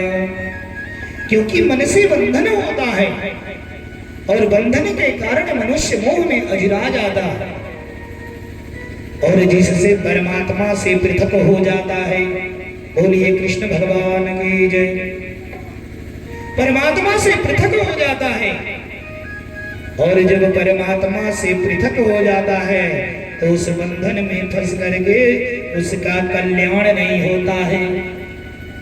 अगर व्यक्ति अपने इस मन को काबू कर लिया ना हो और परमात्मा में विलीन कर लिया तो उसके मुक्ति का साधन उसे प्राप्त हो जाएगा। बोलिए कृष्ण भगवान की जय। जिक्र लागी जई है,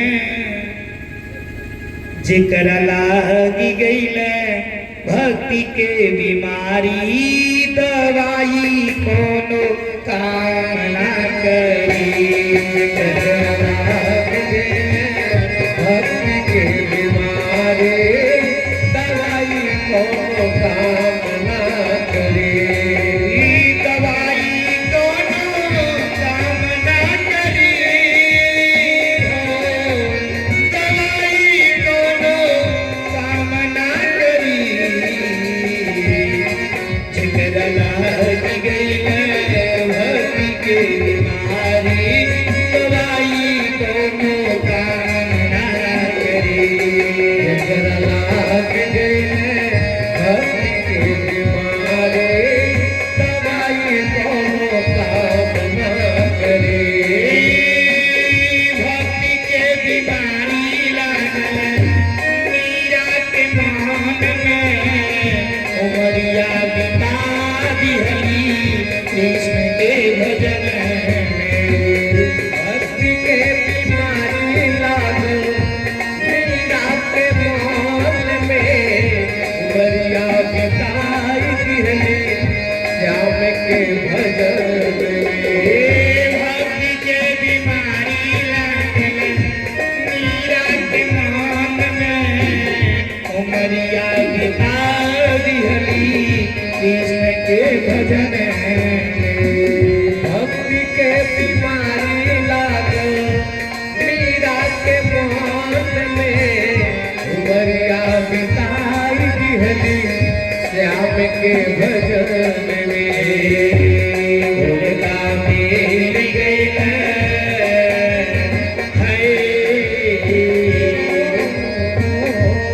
उनके मिल गई है कृष्ण कन्हई, दवाई कोनो काम ना करी। जिक्र मिल गई है कृष्ण कन्हई, दवाई कोनो काम ना करे। दवाई कोनो काम ना करी है, दवाई कोनो काम ना करी। जिक्र लागी गई जिक्र लागी गई भक्ति के बीमारी, दवाई कोनो काम ना करे। जिक्र लागी गई भक्ति के बीमारी, दवाई कोनो काम ना करे।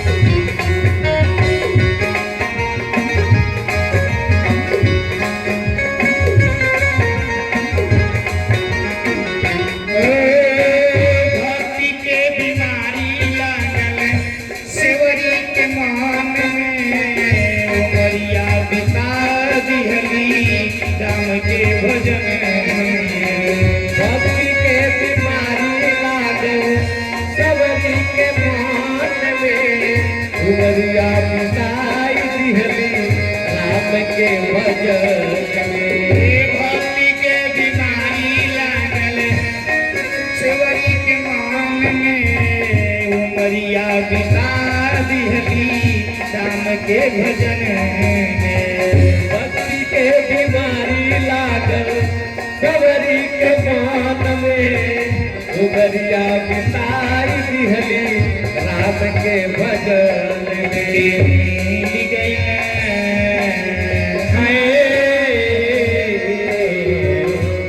उनकी मिल गई राम रघुराई गवाई कोनो काम ना करी।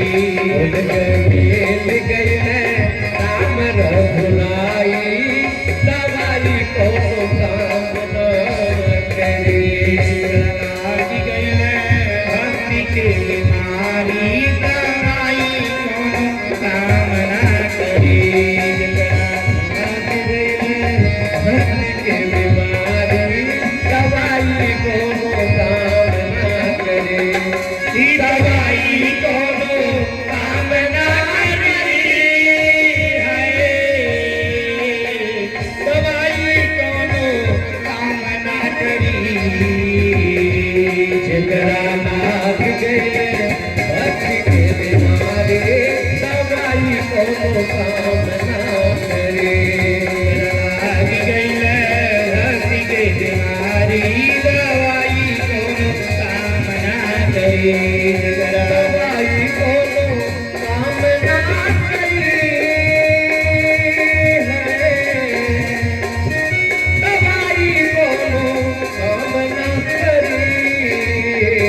जकरा लाग गए भक्ति के बीमारी दवाई को काम न करे। भक्ति के बीमारी दवाई कोनो काम ना करे। जकरा लाग गए भक्ति के बीमारी दवाई को काम न करे। भक्ति के बीमारी लागल हनुमत के मान में। उमरिया बिता दिहल राम के भजन में। भक्ति के बीमारी लागल हनुमत के मान में। उमरिया राम के भजन में। भक्ति के बीमारी लागल हनुमत के मान में। उमरिया बिता दिहल राम के भजन में। भक्ति के बीमारी लागल हनुमत के मान में। जिंदगिया बिताई दी है राम के भजन में। मिल गई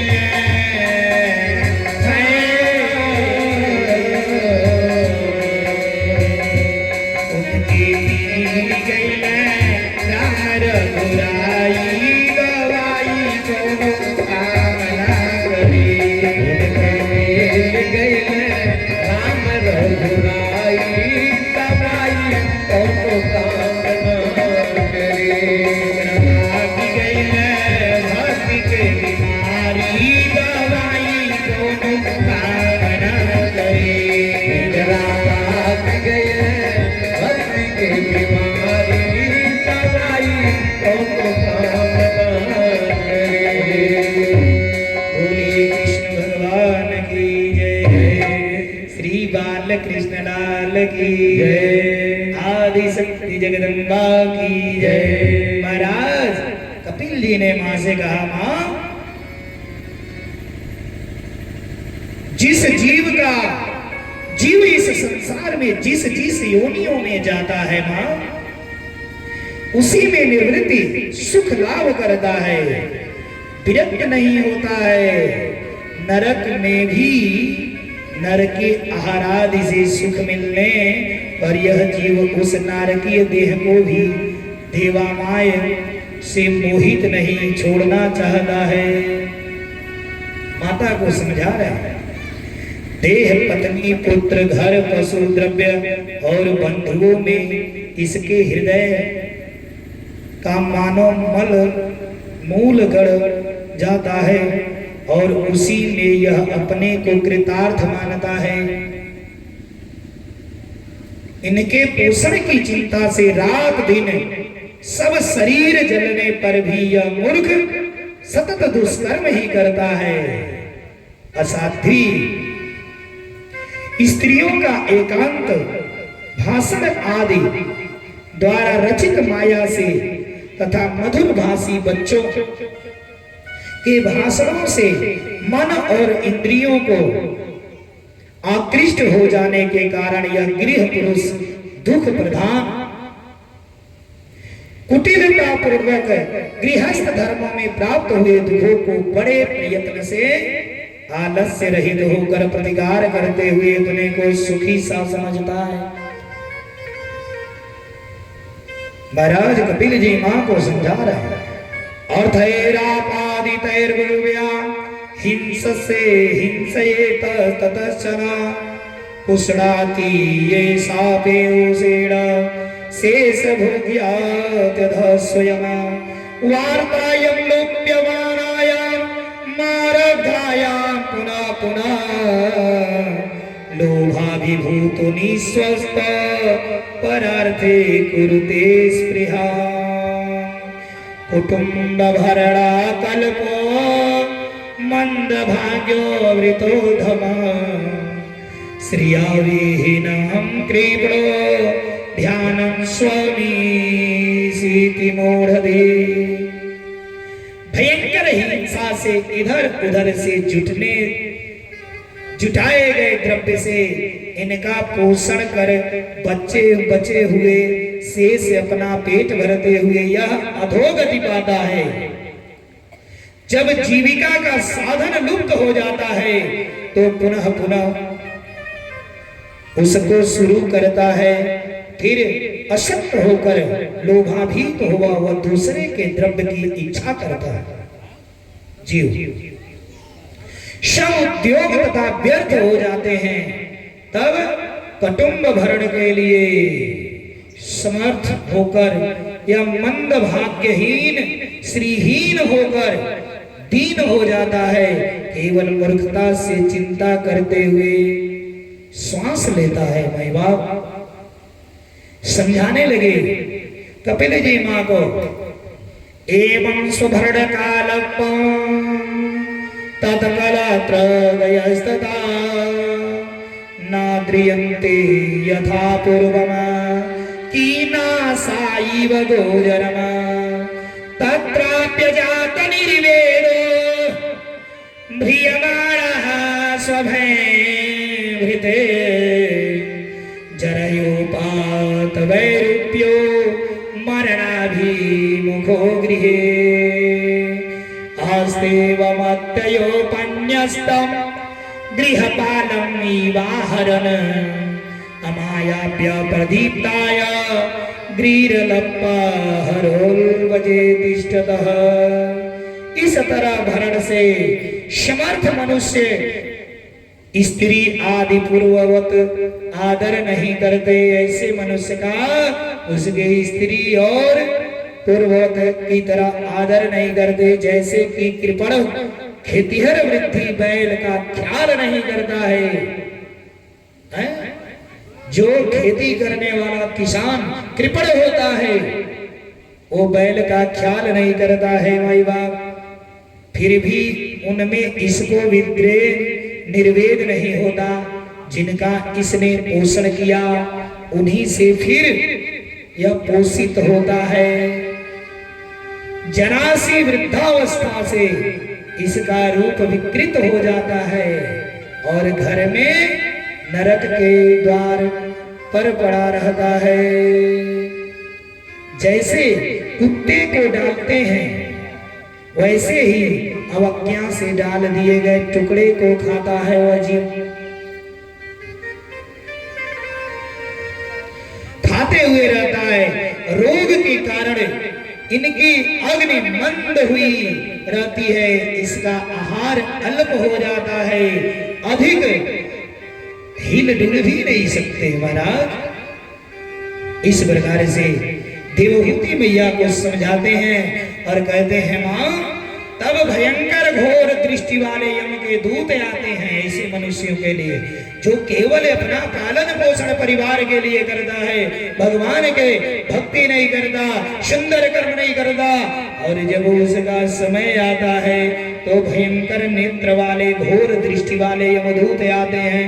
उनको देख कर मारे डर के मारे यह जीव मलमूत्र विसर्जन कर देता है। वे यमदूत यातना में इसको ढांक कर जबरदस्ती गले में रस्सी बांध करके जीव को ले जाते हैं। जम के दूत गले में रस्सी बांध करके खींचते हुए ले जाते हैं, जैसे राजा के सिपाही अपराधी को लेकर के जाते हैं महाराज, उसी तरह से लंबे रास्ते से इसको ले जाते हैं। जो रास्ता बहुत लंबा होता है, इस मनुष्य इस जीव के गले में फंदा डाल करके यम के दूत खींचते हुए ले जाते हैं।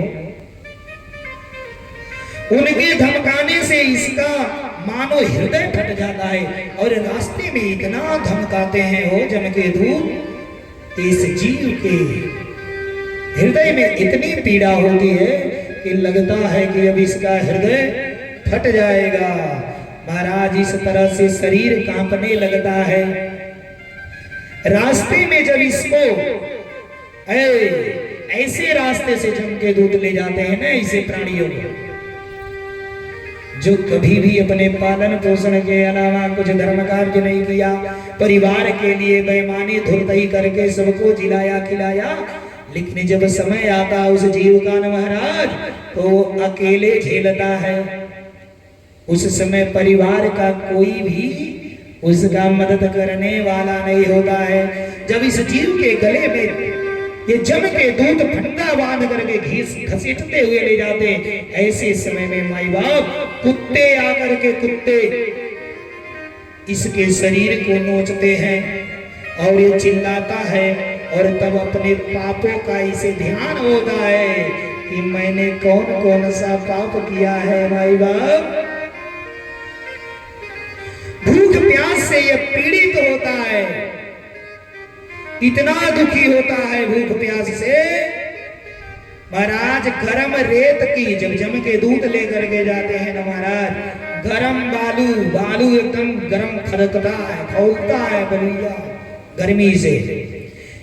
गरम धूप में दावानल आधी से तप्त, आधी बहता है उसी में और सारा रेत उड़ता है, गरम बालू से इधर शरीर जल रहा है।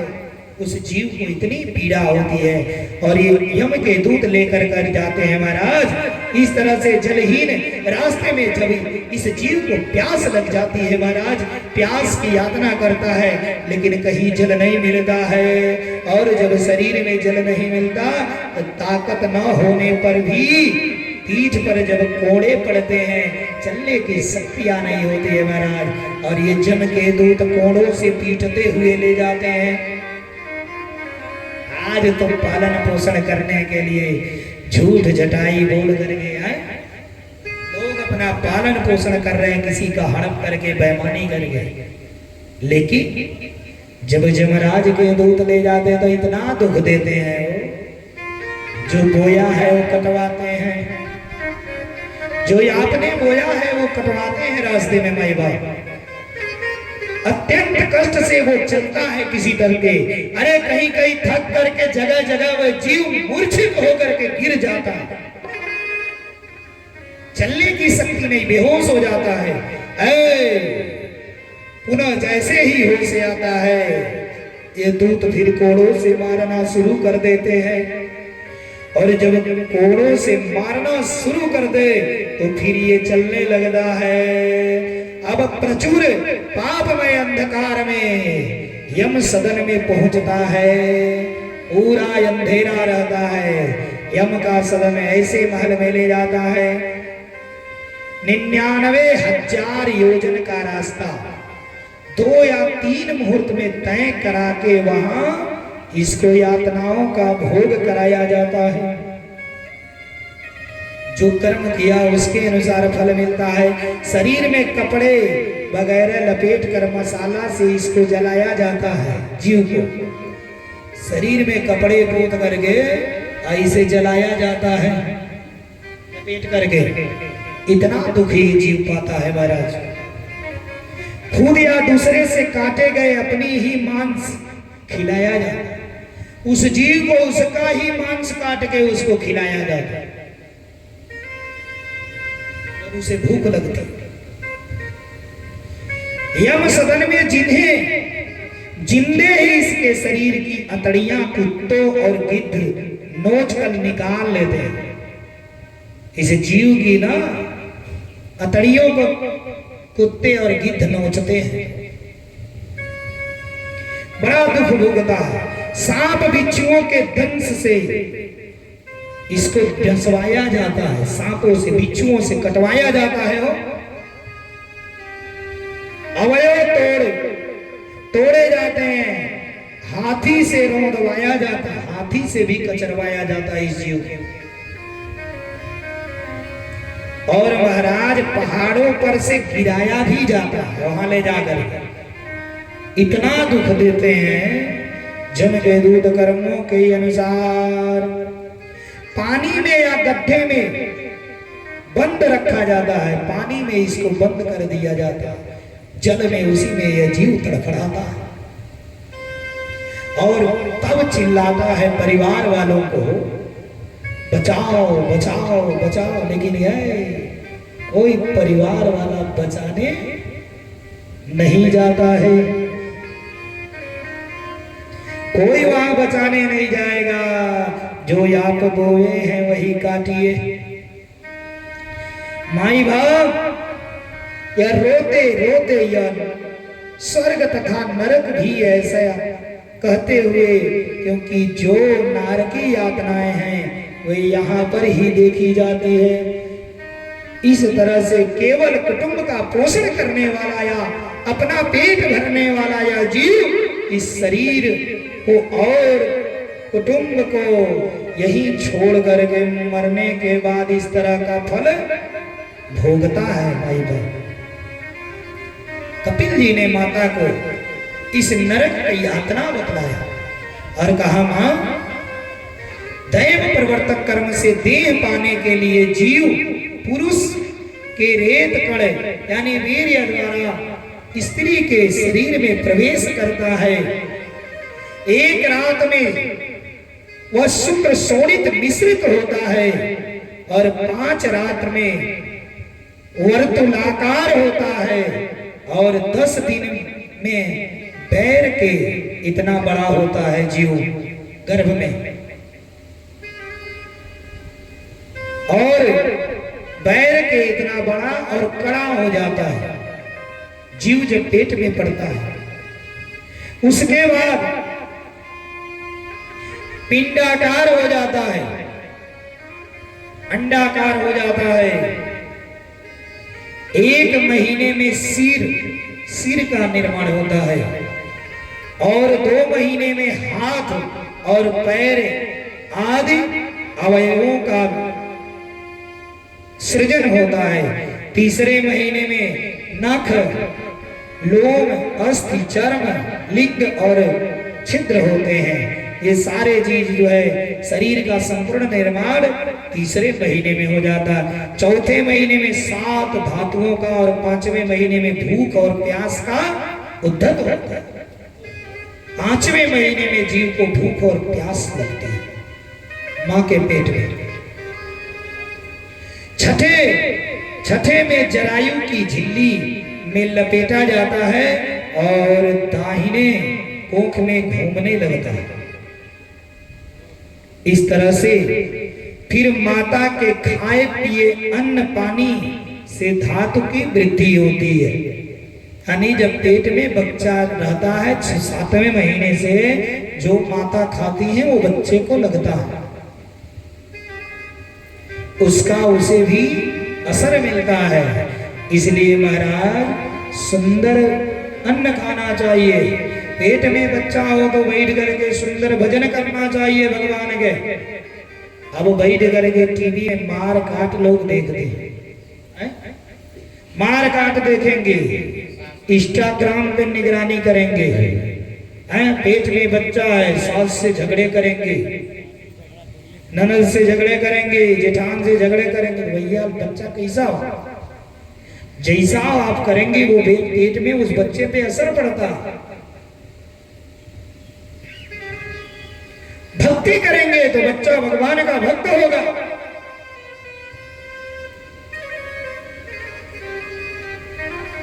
इसलिए महाराज 7वें महीने में जो कुछ मां चित्तवृत्ति सोचती, जो विचार करती, जो खाती, वो सब बच्चे पर असर करता है?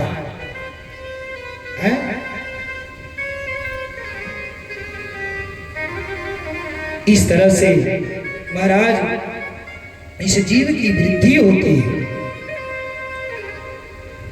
इसके बाद वह बच्चा अनेक जंतु जहां रहते हैं ऐसे विष्ठा मूत्रों के गंदे गर्त से शयन करता है और अत्यंत पीड़ित रहता है। उस समय अत्यंत कोमल होने के कारण संपूर्ण शरीर को प्रतिक्षण वहां के अनेक क्षुधित कृमि, पेट में जो कीड़े होते हैं ना, उस बच्चे को छत विछत करते हैं और पीड़ा से बार बार वह मूर्छित हो जाता है पेट में ही। आज वो बच्चा जितना मूर्छित होता है ना, उतना माताओं को दिक्कत होता है। उसके बाद महाराज माता से खाई गई कड़वी तीती गरम नमकीन रुच खट्टी मीठी जो भी वस्तु खाती है माँ, उन चीजों के कारण इसमें सर्वांग में वेदना होती है। जब उल्टा सीधा लोग चाट फुल्की चाउमीन बर्गर जब लोग खाते हैं ना, तो वो बच्चे को पीड़ा पहुंचाता है, बच्चा परेशान होता है पेट में। बताइए कोई डॉक्टर कभी कहा है क्या चाट फुल्की खाने के लिए? सबने यही कहा फल फूल खाइए, दही दूध खाइए। डॉक्टर साहब यही ना लोग कहते हैं, कोई चाट फुल्की खाने को नहीं कहता। महाराज इस प्रकार से उस बच्चे को पीड़ा वेदना होती है। जरायु झिल्ली से लपटे तो रहता ही है, बाहर से अतड़ियों और आवरण रहती है, पीठ और मुट्ठी टेढ़ी रहती है, सिर पेट में घूमता रहता है, पिजड़े के पक्षी के समान अपने शरीर को घुमाने में भी असमर्थ रहता है। कभी कभी दैवान सैकड़ों जन्मों का स्मरण होता है और तब वह दीर्घ निश्वास छोड़कर भगवान का तप करता, हे परमात्मा मुझे इस नरक से बाहर निकाल दे, मैं आपको भूलूंगा नहीं। महाराज 4 जगह पे वैराग्य होता है, वैराग्य 4 जगह पे जागता है। पहला गर्भेवा, माता के गर्भ में जब बच्चा होता है ना, वहां उसके मन में वैराग्य उत्पन्न होता है और वो बच्चा उस समय परमात्मा का ध्यान कर, परमात्मा मुझे इस नरक से निकाल दे, मैं आपको भूलूंगा नहीं। बाहर आने के बाद मुझे किसी तरह इस नरक से बाहर करो। और जब बच्चा नरक से बाहर पेट से जब बाहर जैसे आता है ना, वैसे इसकी दुनिया भूल जाती है, परमात्मा को भूल जाता है। दूसरी दुनिया में ये बच्चा, ये जीव लिप्त हो जाता है। तो पहला वैराग्य गर्भेवा, दूसरा वैराग्य श्मशाने च, श्मशान में जब मनुष्य किसी के चिता के साथ श्मशान घाट पर जाता है तो वहां कुछ क्षण ऐसा होता है कि जिस क्षण में बैठ करके मनुष्य को वैराग्य जागृत होता है, सोचता है ये सारी दुनिया व्यर्थ, सारी दुनिया मिथ्या है। और वह मनुष्य उस क्षण उसे वैराग्य होता है कि सब पूर्व बेकार है, सत्य तो यही है। और जैसे दाह करके महाराज उस घाट से हटता है, कुछ ही दूर होता है, फिर ये तेरा वो मेरा, ये ऐसे वो ऐसे इसमें लग जाता है, जीव फिर भूल जाता है, वैराग्य खत्म। और तीसरा रोगे च, रोग में जब आदमी रोगी होता है, रोग से पीड़ा बर्दाश्त नहीं कर पाता, दवाई खा खा के, बीमारी में दवाई खा खा के जब घबरा जाता है, उस समय भगवान को याद करता है, हे भगवान अरे ऐसी दवा खा के पीड़ा झेलने से अच्छा तो मुझे उठा ले। और अगर भगवान ने उसको अच्छा कर दिया, जब बीमारी से ठीक हो जाता है फिर परमात्मा को भूल जाता है, अपने दुनिया में लीन होता है। ये मानो तीसरा वैराग्य हो गया। आज चौथा वैराग्य महाराज है सत्संगे सत्संग में, कथा स्थल में, कहीं कथा में जाता है आदमी, कथा सुनता है, कुछ समय ऐसा होता है, कुछ क्षण, पूरा नहीं, कुछ क्षण ऐसा होता है कि उस समय वैराग्य जागृत होता है और मनुष्य को लगता है सारी दुनिया, सारी सुख सुविधा सब व्यर्थ है, केवल परमात्मा ही सत्य है। और जैसी महाराज कथा पंडाल से बाहर निकलता, फिर तेरा मेरा इसी के भेद चक्र में पड़ गया। महाराज ये भागवत की कथा है महाराज, इस कथा की इतनी महत्वता है। सतरति सतरति लोकान तारयति।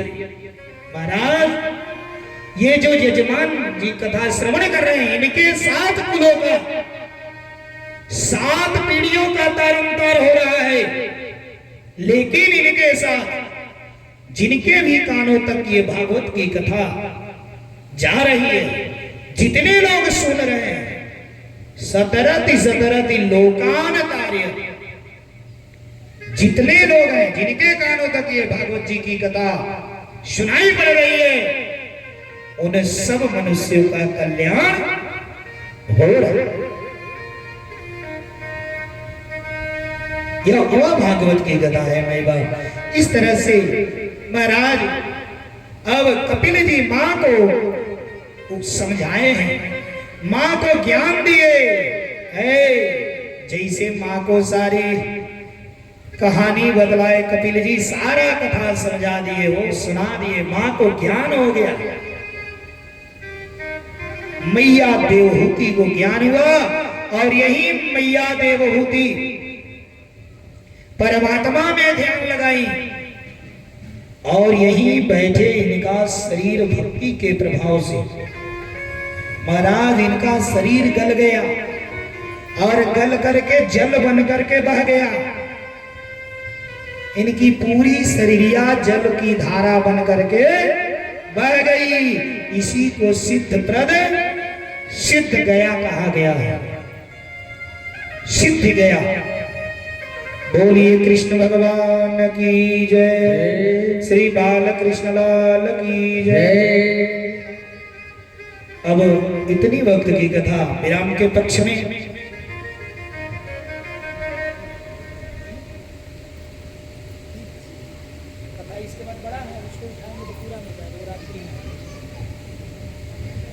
इस प्रकार से महाराज देवहूति मैया का सारा शरीर जल में धारा बनकर बह गया। इसी स्थान को सिद्ध प्रद और सिद्ध गया कहा गया।